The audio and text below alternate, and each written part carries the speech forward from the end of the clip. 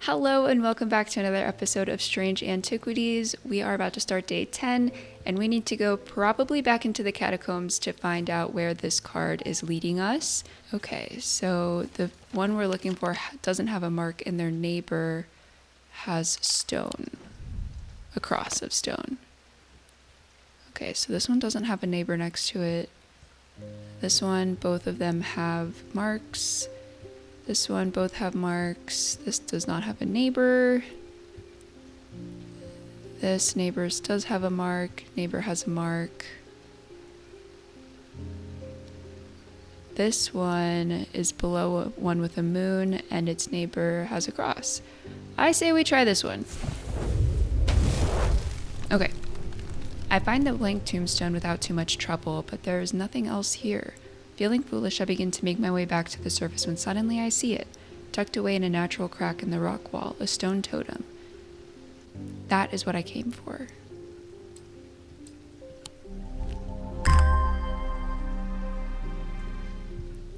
Oh, look at that. I don't know why that makes me think of like a weird Teletubby. Okay, let's see. Catherine Walpole. I have traveled a long way searching for an eye of the forest. I have read stories of the drear of old who would hunt in partnership with an eagle, seeing what they see soaring on the wind. I intend to rekindle this lost custom. Perhaps you know something about it? Eye of Sarah. I think we've done this one, but we will double check. Oh, I guess we have not. Okay. Known as the Eyes of the Forest, these ancient artifacts enable one to enter the minds of lesser creatures. It is alleged that Cernunnos himself wielded an eye. Eyes of Cernunnos are hard to come by. They are powerful and should not be used carelessly. So this is the dude. Let's see if there's anything that resembles what he's got going on. This looks like his staff. A pleasant scent that reminds me of the forest. Okay. Okay. I say we go for it.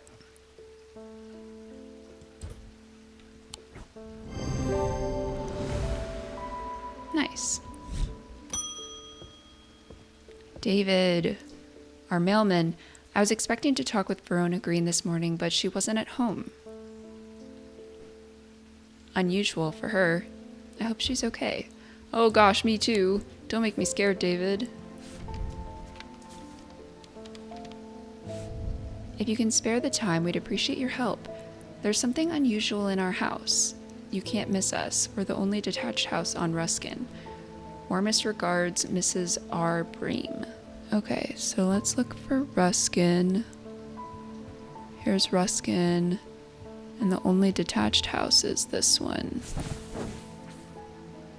I am greeted by a tired-looking middle-aged woman who immediately offers me tea. I gratefully accept, enjoying the social ritual before we meander towards the point of my visit. She leads me up the stairs and into the attic. A single small window does little to dispel the gloom, but our eyes slowly adjust. Then we hear the voices. At first I think it's the house creaking in the wind, soft murmuring groans that seem to come from the walls themselves. But then I start to feel as though conversation is happening. Too quiet to make any sense of. I feel like we need to be able to hear, and the thing that was hearing was this bat. So let's try that.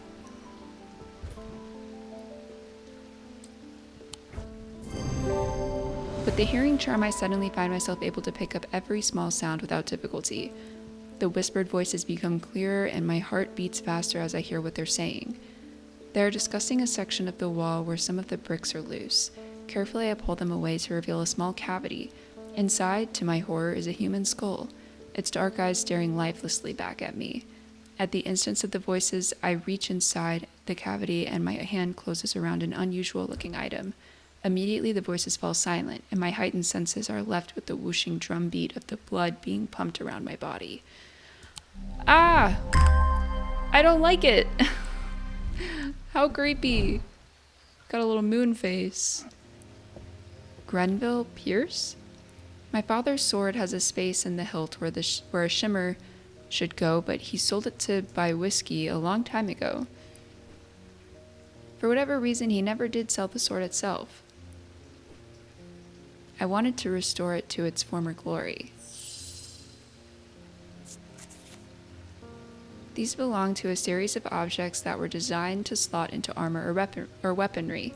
They induce calm rage in the face of the unimaginable horrors of battle, allowing the bearer to stay one step ahead. The Knight of Thorns famously wore a shimmer on his chestplate, but it didn't save him from being slain in the Battle of Souther Fell in 1356. Calm rage and one step ahead. Stone of Sight is malachite.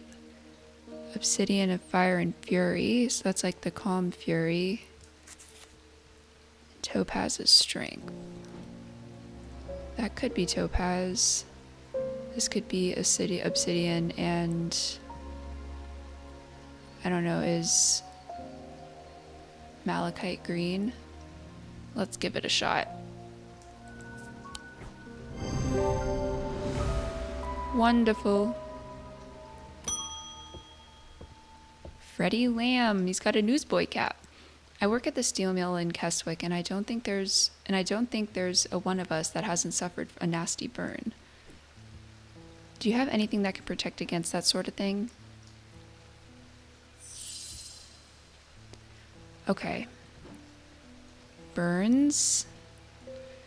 Is that in the index, do you think?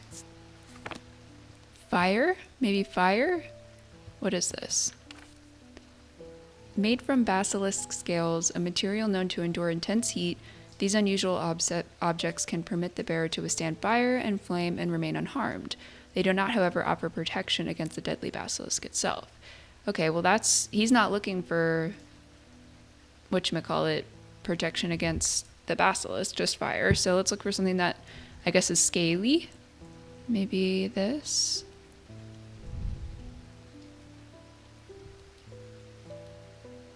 Leathery? A brown shard of some kind. I'd say that's pretty descriptive of scales. You know, crocodiles kind of feel like leather when they have like the, you know what I mean? You know what I mean. Thanks. My wife will be relieved. I found this down the side of the counter here just now while I was waiting. What? What'd you find? Don't know if it's anything important or not. What is it? We need this. Let's go, let's go, let's go, let's go, let's go. Let's do it. Let's put it here.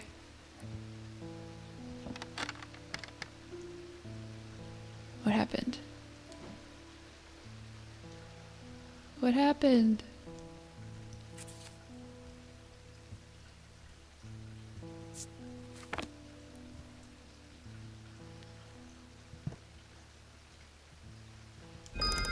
Ah! Oh. Oh my goodness, what? Hello? It's like the Deathly Hallows. Let's try some things. Okay, hello. Ah!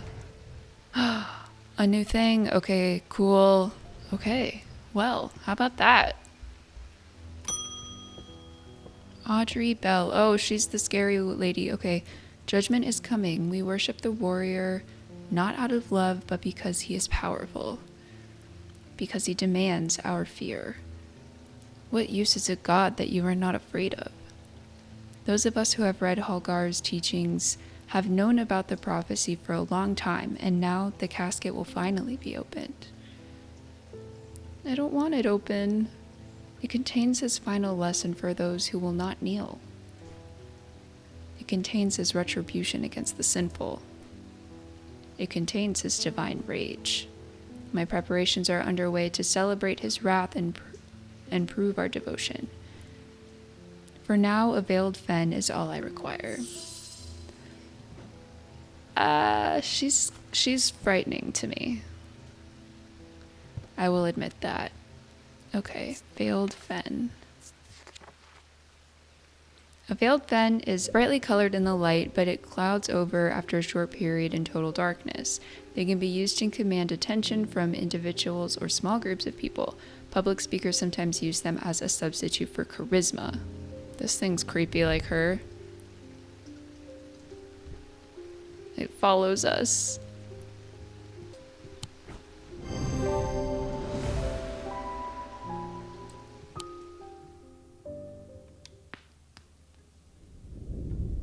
The two men fought as the heavens opened and lightning flashed across the night. One man wrestled the casket from the other's grasp and leaped astride his horse, galloping off into the cold, wet darkness. I don't know whose side we should be on.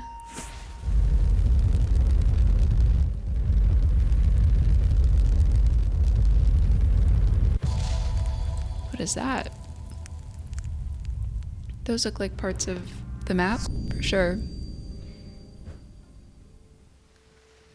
Okay, what a wild day 10, but we're gonna go ahead and close out the episode here. Thank you guys so much for watching. I really hope you enjoyed it, and until next time, bye!